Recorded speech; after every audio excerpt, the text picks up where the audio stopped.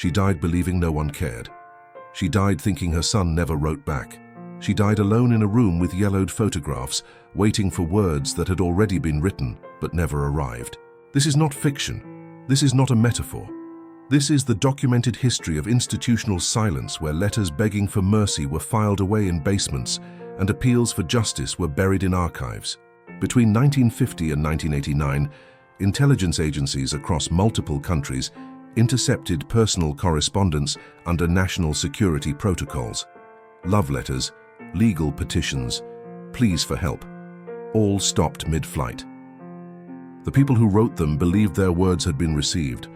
The people waiting for them believed no one had written, and in that manufactured silence, entire lives collapsed into grief. Imagine your mother writing to you from a prison cell, telling you she is innocent. Imagine that letter being read by a stranger, stamped classified, and locked in a drawer for 30 years. Now imagine you, believing she abandoned you. Imagine building your life on the assumption that she chose silence.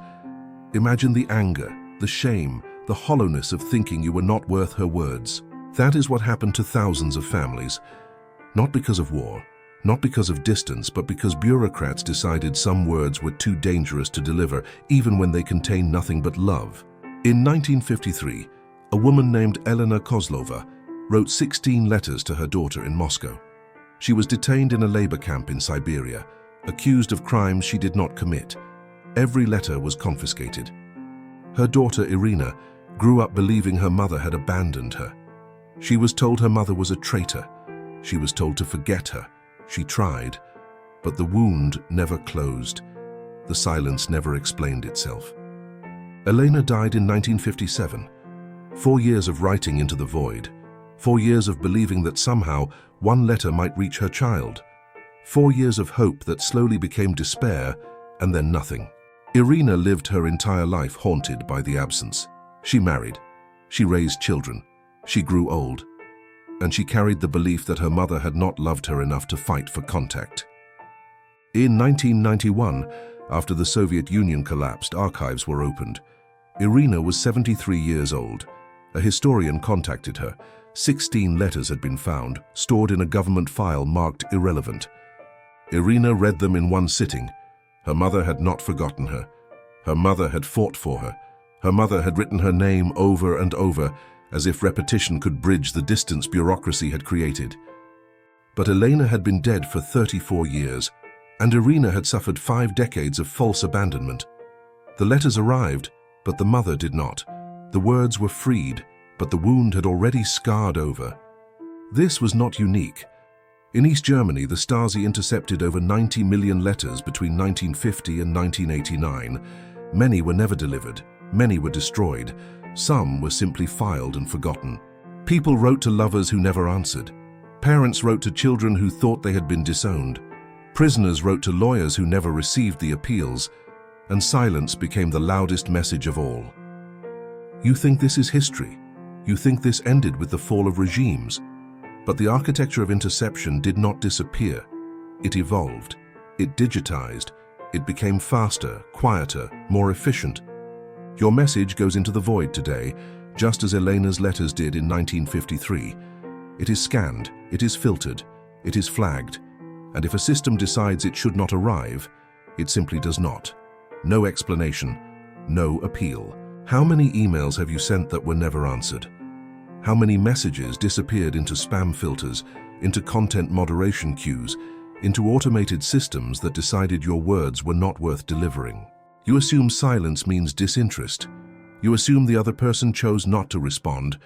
But what if they never saw it? What if a machine decided for them? What if you are living in Elena's daughter's nightmare right now? The cruelty of intercepted communication is not just the loss of information. It is the poison it injects into relationships. It turns love into resentment. It turns patience into bitterness. It turns hope into grief. Elena's letters were not threats. They contained no state secrets. They were the words of a mother to a child. But someone decided they were inconvenient.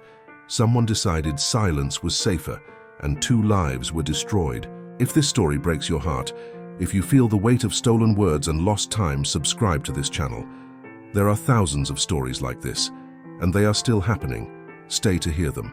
In the 1970s, political prisoners in Argentina wrote thousands of letters to human rights organizations. Most were intercepted by military censors. The organizations never received them. The prisoners believed they had been ignored. Families of the disappeared sent legal petitions to courts, to embassies, to international bodies. Many were delayed for years. Some were never processed, and by the time anyone responded, the person they were trying to save was already dead. This is the logic of bureaucratic violence. It does not require soldiers. It does not require torture. It only requires delay. It only requires a system that treats human urgency as administrative inconvenience. A petition sits on a desk. A letter sits in a mailroom. A form sits in a queue. And while it sits, someone is dying. Someone is waiting. Someone is losing faith in the very idea that justice exists. In 1982, a man named Victor Herrera sent an appeal from a detention center in Chile. He was requesting a medical evaluation. He had been beaten. He was coughing blood. The appeal was filed under pending review. It stayed pending for 9 months. By the time it was reviewed, Victor had died of internal injuries. The appeal was marked resolved. No further action required. The system had processed him into silence. His wife Rosa spent 40 years trying to find out what happened. She wrote to government offices. She wrote to courts. She wrote to human rights groups. Some letters were answered with vague regrets. Most were not answered at all. In 2019, a researcher found Victor's original appeal in a declassified archive. It had been received. It had been read. It had been deliberately delayed. And Rosa, now in her 80s, finally understood. They had let him die. The envelope was thin. The paper was fragile. But the words were clear. Victor had asked for help. He had believed someone would come. He had died waiting. And Rosa had spent half her life believing she had not done enough. She had done everything. The system had simply chosen not to listen. And that choice, that quiet bureaucratic refusal, had killed him just as surely as any weapon.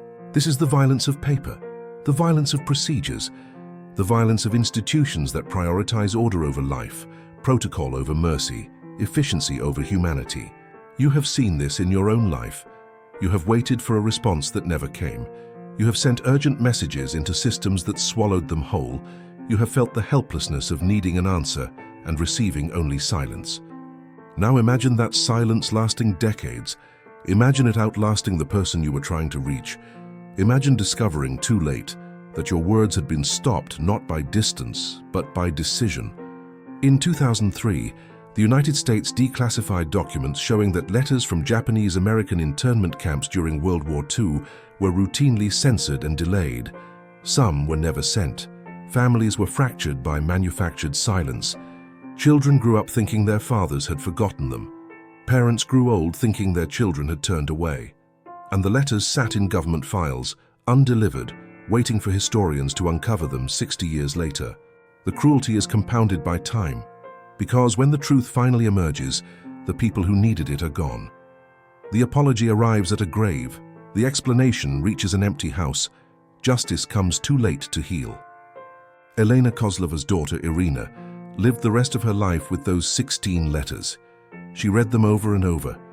She tried to reconcile the mother in the letters with the absence she had grown up with. She could not. The letters were real.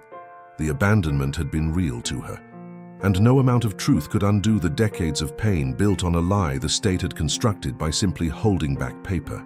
In her final years, Irina told an interviewer that she forgave her mother. But she could not forgive the system, because her mother had done nothing wrong. Her mother had fought. Her mother had written. The system had simply decided she did not deserve to be heard. And that decision, made by someone whose name Irina would never know, had shaped her entire existence, had turned her childhood into trauma, had poisoned her sense of worth, had stolen the relationship she should have had. This is the legacy of intercepted communication. It does not just delay information. It rewrites lives, it creates false narratives, it builds grief on lies. And when the truth finally surfaces, it is too late to repair the damage. Today, your emails pass through filters. Your messages are scanned by algorithms.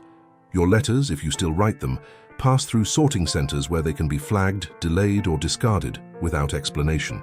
You trust that your words will arrive. You trust that silence means choice. But you do not know what happens in the space between send and receive. You do not know who or what decides whether your message is worth delivering. Elena Kozlova trusted that her letters would reach her daughter. Victor Herrera trusted that his appeal would be read.